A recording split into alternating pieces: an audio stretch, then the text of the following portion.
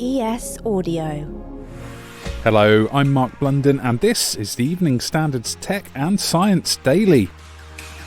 Coming up, record busts of secret synthetic drugs labs in Southeast Asia's Golden Triangle. But first, the world's fastest supercomputer has been unveiled and it can make a billion calculations every single second in a performance known as an exaflop. The first exascale machine, built at Tennessee's Oak Ridge National Laboratory, is called Frontier and will be deployed to crack the toughest scientific conundrums, potentially including climate change and nuclear fusion. These are big scientific instruments. They are quite noisy because they use a lot of power, use a lot of electricity. I think when Frontier's running, it uses something like 21 megawatts. That's about the same as a small town. That's Professor Simon McIntosh-Smith, who's head of Bristol University's High Performance Computer Group. It's going to be looking at things like how the universe works, lots of very fundamental physics about things like black holes and dark matter and all exciting things like that. Research new kinds of energy production. So how could you build a fusion reactor and those sorts of things. It might be used for drug discovery, to trying to find new vaccines. Frontier is so snappy that it's consumed a quarter of the list of the world's fastest supercomputers, so presumably no slouch at file transfers? They have a lot of bandwidth in them and world-leading networks and interconnect, so they would be able to transfer data around inside them. You could transfer like whole movies in a fraction of a second and things like that. If that's the kind of data you're moving around, yeah, they have very fast networks joining them up. This supercomputer is housed in 74 separate cabinets and includes 37,000 GPUs and over 8.5 million cores. But obviously it gets so hot that it needs 25,000 litres of water cooling it every single minute. Next. The United Nations reports that more than 1 billion methamphetamine tablets were seized across Asia this year. The growing synthetic drugs trade centres in the border region of Thailand, Laos and Myanmar, which is known as the Golden Triangle. The record meth haul topped 91 tonnes. That's part of 172 tonnes of drug seizures in the region, which authorities say is 7 times the amount busted a decade ago. While the Golden Triangle was formerly synonymous with poppy growing for the heroin trade, now the focus has moved to the growth of underground methamphetamine laboratories and how the trade's fueling political instability.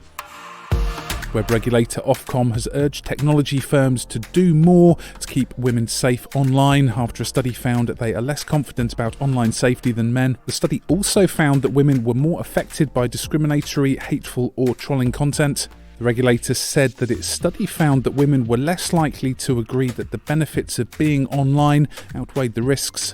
The findings were part of Ofcom's Online Nation report, which examined the online lives of Britons. Staying with online safety and research commissioned by Dame Vera Baird, the Victims Commissioner for England and Wales, shows more than half of online abuse victims say their ordeals lasted for more than 2 years, with police routinely telling them to simply block their troll. The survey found that more than half of respondents reported being cyberbullied, 45% of whom said they were harassed online. But almost 2/3 of online abuse victims reported not being happy with the response from internet providers when they complained about the abuse, while 55% of respondents reported dissatisfaction with the police response. Robot crabs so tiny they can scuttle around on top of a penny piece have been painstakingly built by scientists at America's Northwestern University. We can build very large collections of these micro-scale robots in a single set of processing steps. The characteristic dimensions of these robots range from about 1/4 of a millimeter to about 1 millimeter. That's John A. Rogers, who's Professor of Materials Science and Engineering at Northwestern. The tiny droids are built from shape memory alloy and begin life as flat as a sheet of paper, which is then heated by lasers to help bring them to life so they move around. But they're not the only mini creatures. We have robots shaped like an inchworm, for example, but where the length is maybe 1/4 of a millimeter or so. Other of our micro robots take the form of crickets or grasshoppers, and they move through a jumping type of motion. Some rumours swirling around online about the spec of the upcoming Samsung Galaxy Z Flip 4, which according to leaked designs could include the largest such foldable screen to date, but only marginally. So what do we think we know? Well, the Flip 4 is understood to be due some major upgrades, including a 2.1-inch outer display and 6.7 inches on the inside, with a cutout at the top centre of the screen for the front camera. The new model will reportedly include 8GB of RAM and up to 256GB of storage, with a Snapdragon 8 Plus Gen 1 processor and new Qualcomm chipset. And all this is apparently going to offer up to a 10% faster performance.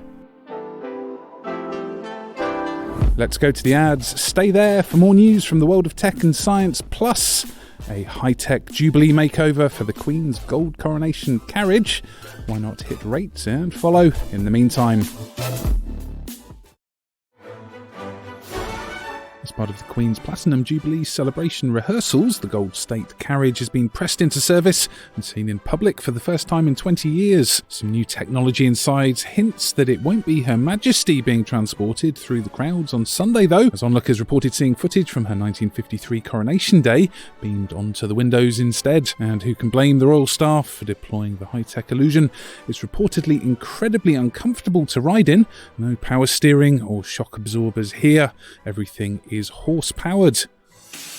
And finally, the first official LEGO Transformers set has been released. Fans say the exciting feature about the new Optimus Prime toy is that it can be built to keep transforming functions of the robot in full working order. But while the fully articulated model comes with a load of extra gadgets and weapons, it isn't cheap, retailing for around £150. You're up to date. Come back at 4 p.m. for the Leader podcast. Have a very pleasant Jubilee bank holiday weekend, and we'll be back on Monday at 1 p.m.